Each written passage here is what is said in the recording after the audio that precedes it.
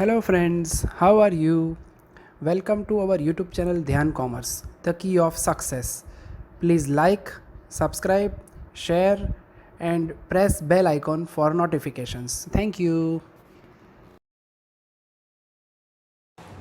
जय माता जी dear students, welcome to online lecture of Dhyan commerce. बच्चों आपका स्वागत है 11 कॉमर्स अकाउंटेंसी पार्ट 2 में। हमने स्टार्ट किया है chapter number 9 non trading concern, या उसे कहा जाता है नॉन प्रॉफिट ऑर्गेनाइजेशन। पहला लेक्चर बच्चों इसका कंप्लीट कर लिया हमने, जिसमें सारी बेसिक थियरी कंप्लीट हो गई। फिर भी एक बार उसका हम रिकैप ले लेते हैं। तो सबसे पहले जनरली बच्चों कोई भी बिजनेस यूनिट है उसका मोटिव होता है to earn profit.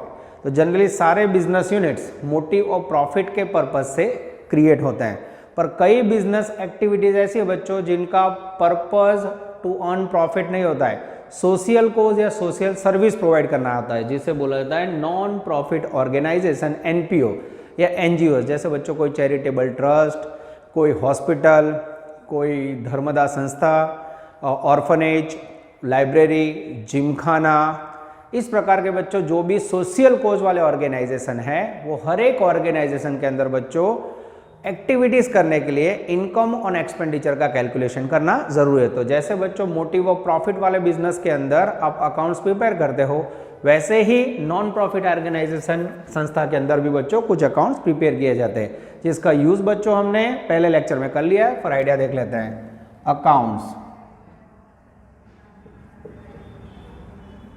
Prepared in non trading concern. इसके अंदर बच्चों 3 प्रकार के अकाउंट्स प्रिपेयर किया जाता है, क्योंकि बच्चों आप अगर नॉन प्रॉफिट ऑर्गेनाइजेशन चला रहे हो तो आपको कितना एक्सपेंसेस करना है तो वो कब पता चलेगा, जब आपने रिकॉर्ड लिखे हो। तो एक्सपेंसेस और इनकम का रिकॉर्ड रखना जरूरी है।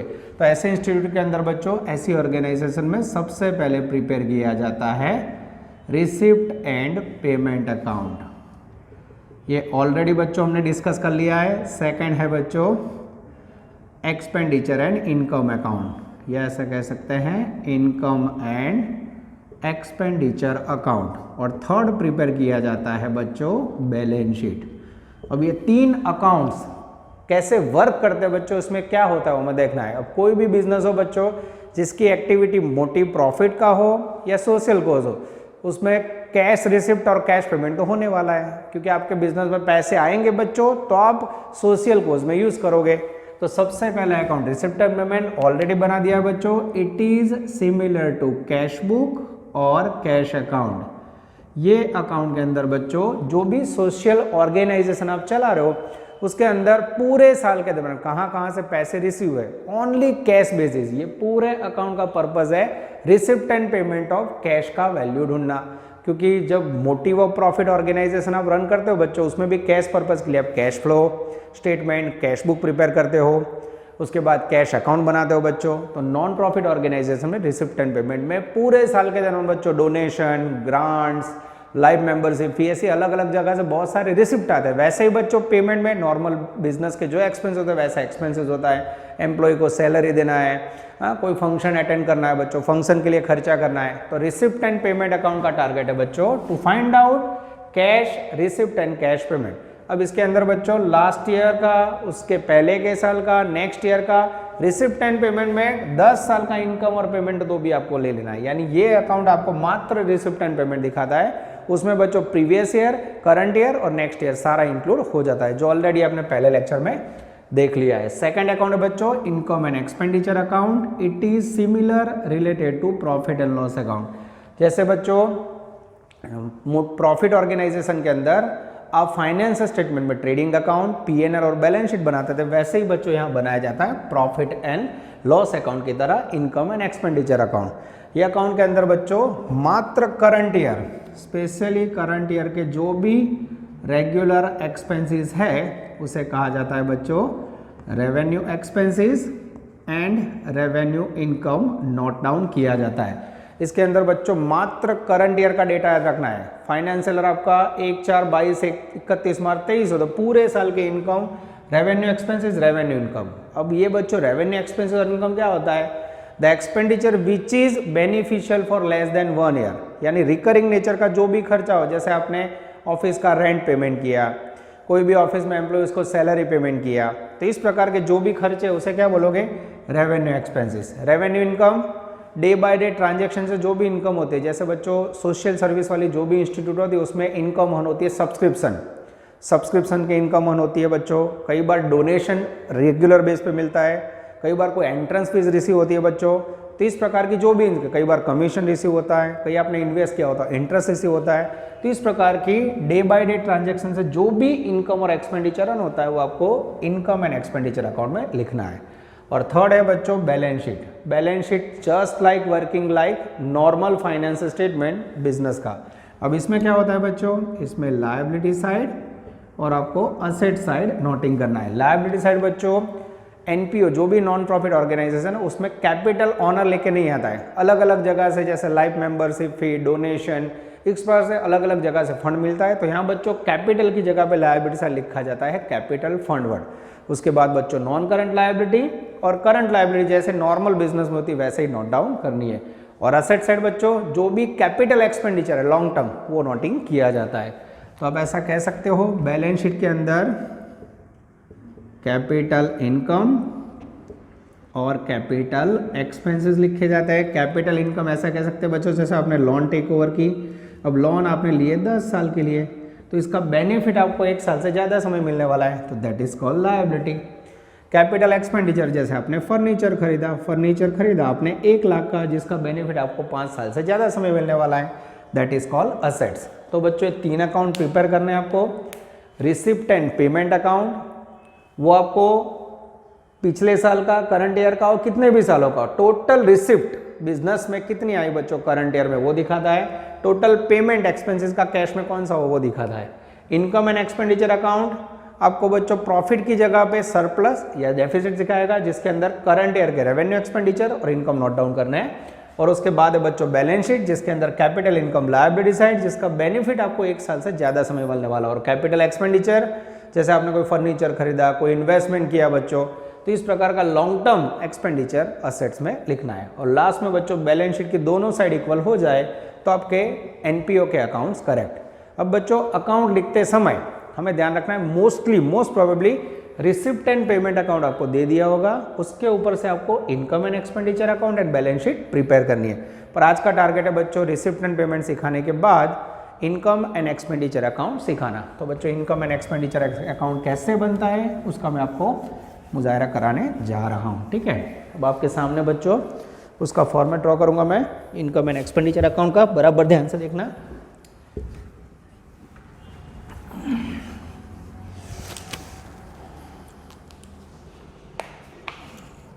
चलो बच्चों अब हम बनाने जा रहे हैं income and expenses account of Keval limited, Keval for year ending as on 31 March 22, ठीक है। यहाँ बच्चों लेफ्ट साइड आपको लिखना है एक्सपेंसेस, फिर आएगा यहाँ अमाउंट रुपीज़ में, फिर यहाँ आएगा बच्चों इनकम और फिर यहाँ लिखोगे बच्चों अमाउंट रुपीज़ में, ठीक है। चलो अब बच्चों इसको ट्रीट कैसे किया जाता है वो देख लें। तो इनकम और एक्सपेंडिचर अकाउंट को बच्चों ट्रीट करने के लिए सबसे पहले यहाँ लिखा जाता है करंट ईयर रेवेन्यू एक्सपेंसेस। अब रेवेन्यू एक्सपेंसेस में बच्चों जो भी routine day by day expenses है वो यहाँ नोट डाउन करने हैं आपको, रेवेन्यू एक्सपेंसेस, और यहाँ लेना है बच्चों करंट ईयर रेवेन्यू इनकम। अब बच्चों रेवेन्यू एक्सपेंसेस के अंदर कौन कौन से खर्चे होते हैं, तो सबसे पहले बच्चों डेप्रिसिएशन ऑन फिक्स्ड एसेट्स, इस तरफ रेवेन्यू इनकम में आप लिख सकते हो बच्चों सब्सक्रिप्शन, फिर एंट्रेंस फीस। अगर डोनेशन के अंदर बच्चों रेवेन्यू वर्ड लिखा हो तो डोनेशन एज अ इनकम आप ले सकते हो बच्चों। एक्सपेंसेस में बहुत सारे एक्सपेंसेस आप लिख सकते हो, sundry expenses, repairing expenses, salary paid, insurance paid. In short बच्चों प्रॉफिट एंड लॉस अकाउंट में जो नॉर्मल बिजनेस में आप डेबिट साइड एक्सपेंस लिखते हो वो सारे एक्सपेंस, क्रेडिट साइड इनकम लिखते हो सारे इनकम। अब बच्चों अकाउंट क्लोज करोगे और अगर डिफरेंस डेबिट साइड अराइज होता है तो इसे बोला जाता है excess income over expenditure, that is called surplus.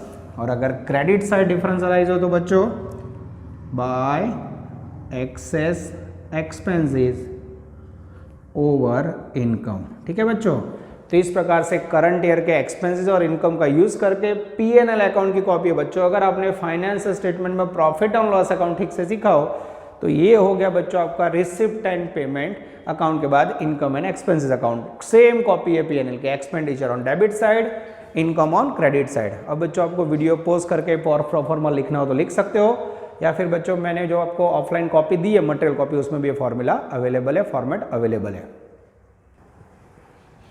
Dear students, अब आप स्क्रीन पे देख रहे हो बच्चों इनकम एंड एक्सपेंडिचर अकाउंट का फुल क्वेश्चन स्टार्ट करने से पहले टेक्स्ट बुक के अंदर बच्चों क्वेश्चन नंबर 8, उसमें मैं सम नंबर 2 और होमवर्क में आपको सम नंबर 5 करना है। पेज नंबर 286 पे सब्सक्रिप्शन की इनकम को बच्चों कैसे शो करना है। सबसे इंपॉर्टेंट है बच्चों नॉन प्रॉफिट ऑर्गेनाइजेशन के एडजस्टमेंट, जिसके अंदर बच्चों आपको सबसे ज्यादा इफेक्ट देना होता है सब्सक्रिप्शन का पॉइंट। तो subscription is the regular income of NPO. जो भी बच्चों सोशल ऑर्गेनाइजेशन में ज्वाइंट होने होता है, जो भी मेंबर्स बनते हैं, वो मेंबर्स के लिए एक नॉमिनल फीस होती है जिसको एवरी मंथ या एवरी 6 मंथ या क्वार्टरली पेमेंट करनी होती है। तो subscription is the main income of business या organisation. It is called revenue nature बच्चों, वो बार बार रिसीव होते हैं तो उसको इनकम एंड एक्सपेंडिचर में इनकम साइड लिखा जाता है। Question 8 sub number 2, subscription received in the year 14-15 80,000। फिर आपके पास एक टेबल है पर्टिकुलर 1-4-14 31 मार्च 15। सब्सक्रिप्शन आउटस्टैंडिंग यानी मिलना बाकी है बच्चों 12,000 15,000। Subscription received in advance 8,000 6,000।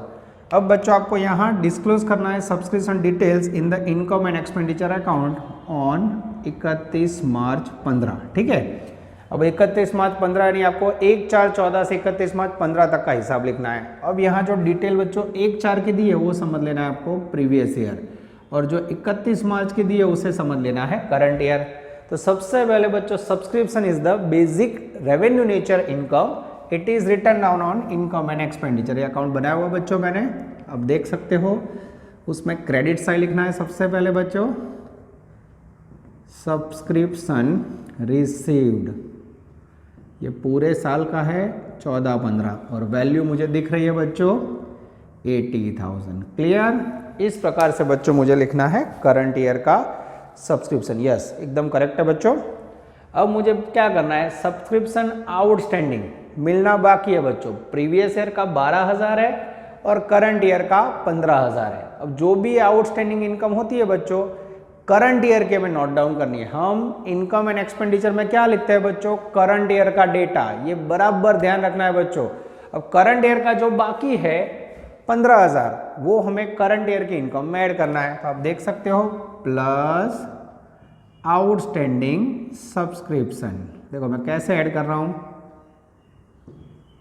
ये करंट ईयर हो गया 14-15, मैंने ऐड किया बच्चों 15,000 प्लस की साइन माइनस आउटस्टैंडिंग सब्सक्रिप्शन पिछले साल का है बच्चों। अब मुझे 1-4-14 का मीनिंग होता है 13-14, इसमें से निकाल देना है 12,000। ये बच्चों मैंने कैलकुलेटर साथ में रखा है।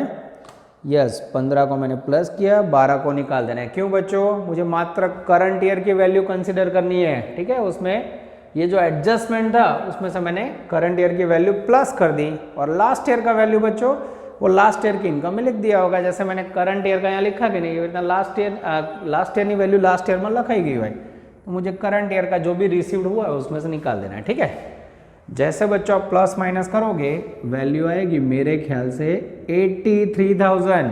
ठीक है, अब ध्यान से देखना बच्चों, एज ए स्टूडेंट याद रखो तो आउटस्टैंडिंग में क्या याद रखोगे, एंडिंग प्लस ओपनिंग लेस। इसको दूसरी भाषा में बच्चों एंडिंग वैल्यू भी कह सकते हो, और ये हो गया ओपनिंग। सेम बच्चों रिसीव्ड इन एडवांस, सोचो मुझे 31 मार्च 15 को एडवांस रिसीव हो गया 6,000, तो ये 6,000 कौन से साल का होगा बच्चों, नेक्स्ट ईयर 15-16 का होगा। ये कौन से साल का होगा, 15-16 का ना चाले, हमें तो करंट ईयर की इनकम लेनी, तो मैं क्या करूं, लेस रिसीव्ड इन एडवांस, कौन से साल का, ये होगा 15-16 का, नेक्स्ट ईयर, ये वैल्यू मैंने माइनस कर दी बच्चों, ठीक है।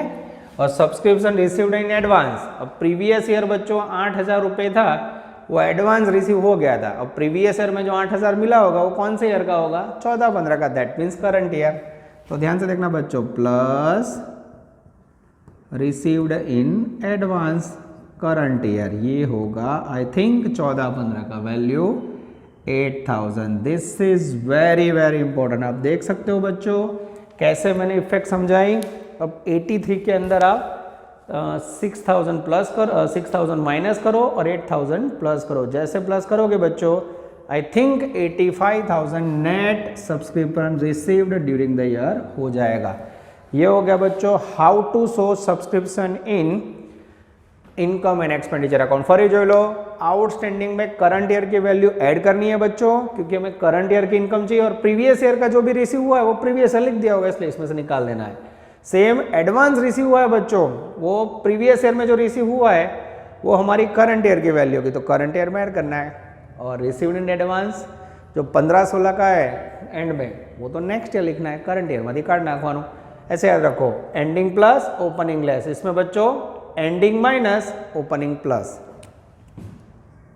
ये हो गया बच्चों आपका effect of subscription in income and expenditure account. Video pause कीजिए बच्चों और इसे नोट डाउन कर लीजिए। डियर स्टूडेंट्स, स्क्रीन पे आप देख सकते हो बच्चों सब्सक्रिप्शन की effect income and expenditure account में समझने के बाद अब बच्चों हम लेने जा रहे हैं क्वेश्चन 8 में सम नंबर 3 होमवर्क में इलस्ट्रेशन 5। आपको एक रिसिप्ट एंड पेमेंट अकाउंट दिया गया है बच्चों, उसमें रिसिप्ट साइड आप देख सकते हो बच्चों 13-14, 14-15, 15-16 3 साल का सब्सक्रिप्शन है। Payment side tax, insurance, salary, stationery expense है बच्चों, और नीचे 2 नोटिंग है। Salary outstanding 13-14 3,000, 14-15 6,300, opening stock of stationery 670 and closing stock 250। Disclose the information in income and expenditure account for the year ending 31 March 15। तो income and expenditure में बच्चों इसे show करना है। मैंने क्वेश्चन लिख लिया है टेक्स्ट बुक में से, आपको खाली घर पे इलस्ट्रेशन 5 देखना है। Income and expenditure account for the year ending as on 31 March 15। Expenses amount, income amount. Clear बच्चों, हमें डिस्क्लोज करना है इनकम एंड एक्सपेंडिचर में। बराबर मगज में फिट करो, इनकम एंड एक्सपेंडिचर में मात्र करंट ईयर का रेवेन्यू एक्सपेंडिचर इनकम लिखा जाता है। Expenses recurring nature, income recurring nature. ठीक है, चलो पहले मैं बच्चों एडजस्टमेंट लेता हूं। सबसे पहले सैलरी का एडजस्टमेंट है बच्चों, हमेशा पहले एडजस्टमेंट सॉल्व कराए फाइनल अकाउंट की तरह। सैलरी, तो सैलरी एक्सपेंसेस है बच्चों, ये डेबिट साइड आएगा सैलरी, ये यहां से मैंने लिया सैलरी 32,800। अब सैलरी के अंदर बच्चों पिछले साल का आउटस्टैंडिंग है, वो तो आपको पता ही है कि करंट ईयर में लिख दे, तो पिछले साल का वैल्यू पिछले साल में लिख दिया होगा उन्होंने। करंट ईयर का जो भी आउटस्टैंडिंग है वो सैलरी हमें पेमेंट करना है, तो इसको इफेक्ट कैसे दोगे, plus outstanding salary current year, या बच्चों अब लिख सकते हो 14-15 6300। और ये जो लास्ट ईयर की वैल्यू है बच्चों आउटस्टैंडिंग सैलरी लास्ट ईयर, वो ऑलरेडी 13-14 में आपने लिखा होगा, तो ये जो अमाउंट है एडजस्टमेंट में उसमें से निकाल दो बच्चों। 32,800 में इसे प्लस करो, current year plus previous year minus कर दो। तो बच्चों जैसे आप माइनस करोगे वैल्यू आएगी मेरे ख्याल से 36,100। ठीक है, अब बच्चों लेते हैं adjustment number 2। Opening stock of stationery 670 और क्लोजिंग स्टॉक 250। और यहाँ बच्चों आप देख रहे हो स्टेशनरी एक्सपेंसेस दिया है, तो जब भी बच्चों स्टेशनरी के अंदर ओपनिंग स्टॉक हो, क्लोजिंग स्टॉक और एक्सपेंसेस हो, तो आपको लिखना पड़ता है बच्चों स्टेशनरी का कंजम्पशन। तो ये रेवेन्यू एक्सपेंस है, डेबिट साइड देखो बच्चों टू स्टेशनरी कंजम्पशन। अब ये कैसे लिखता है बच्चों, तो सबसे पहले इसके अंदर लिखा जाता है opening stock plus stationery expenses અને माइनस क्लोजिंग स्टॉक। तो सबसे पहले ओपनिंग स्टॉक कहाँ से लो बच्चों, एडजस्टमेंट में ओपनिंग स्टॉक है 670, ये लिखा, प्लस स्टेशनरी का एक्सपेंस है बच्चों सब में दिया हुआ है 2500 रुपये, और माइनस करेंगे क्लोजिंग स्टॉक जो है 250। यस बच्चों, इसमें से प्लस माइनस करो तो 670 में आप 2500 ऐड करोगे बच्चों और माइनस करोगे 25 में 6 31 70, उसमें से बच्चों माइनस करोगे तो आएगा 2920 is the magical figure of stationery consumption.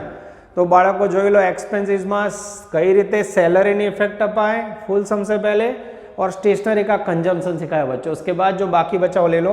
फिर ये टैक्स इंश्योरेंस एक्सपेंस है बच्चों, उसको ले ले to tax insurance that is called revenue value, revenue expense ये लिखा बच्चों। उसके बाद क्रेडिट साइड आप देख, रिसिप्ट साइड आप देख सकते हो जो इनकम एंड एक्सपेंडिचर में आएगा 13, 14, 14, 15, 15, 16। अब आपको पता है बच्चों आप मात्र करंट ईयर की इनकम लेते हो तो इसे छोड़ दो, इसे छोड़ दो। करंट ईयर की इनकम कितनी है 75,000 बाय सब्सक्रिप्शन रिसीव्ड 75। कौन से ईयर के लिए बच्चों करंट ईयर। ईयर आपको काउंट करना आता है ऐसी आशा में रख रहा हूं, ठीक है। ये हो गया बच्चों how to effect question number 8 sum number 3 in income and expenditure. तो बच्चों आ सम में मैं तुमने सब्सक्रिप्शन सैलरी और सारे पॉइंट की इफेक्ट समझा दिए बच्चों। वीडियो पॉज कीजिए और इसे नोट डाउन कर लीजिए। डियर स्टूडेंट्स, अब आप स्क्रीन पे देख रहे हो क्वेश्चन नंबर 8, उसमें हम लेने जा रहे हैं सम नंबर 4 जिसका पेज नंबर है बच्चों 287।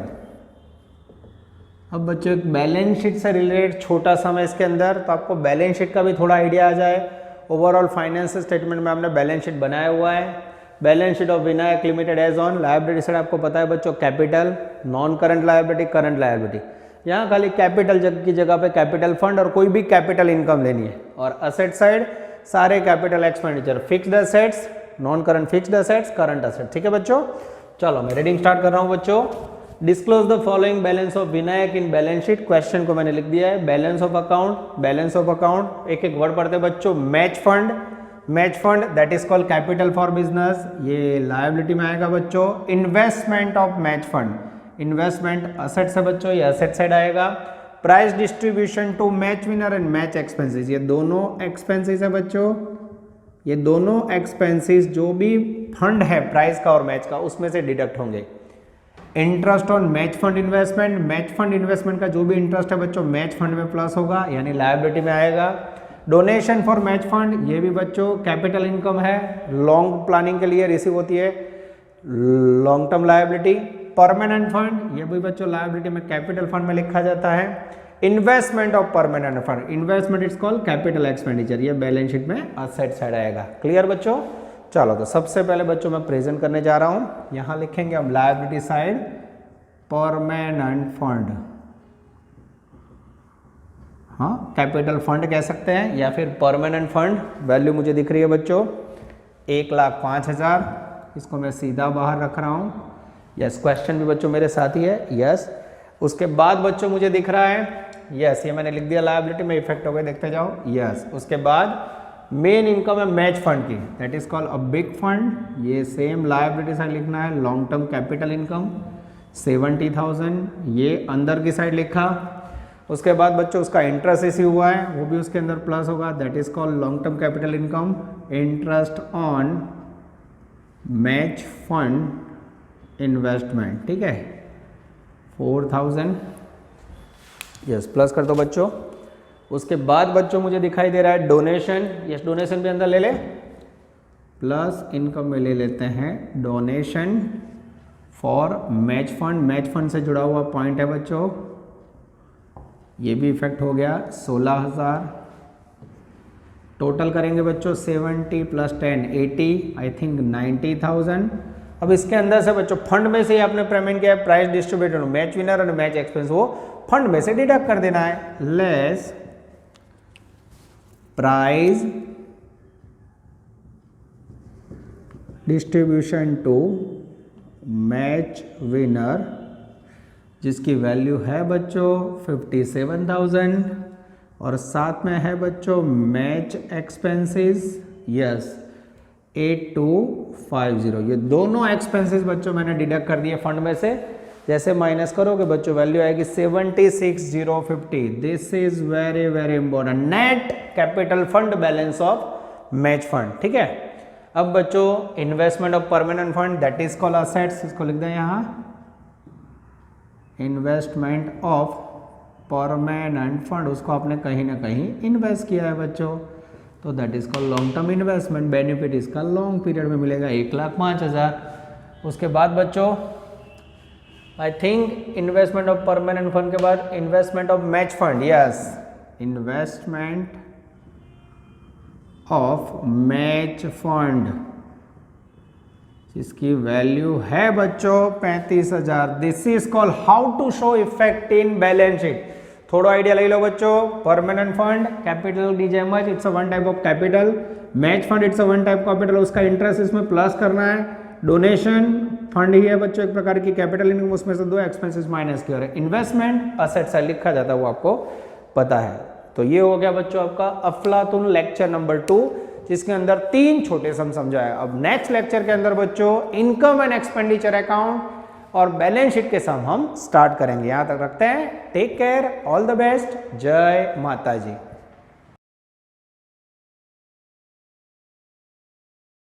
Please like, subscribe, share and press bell icon for notifications.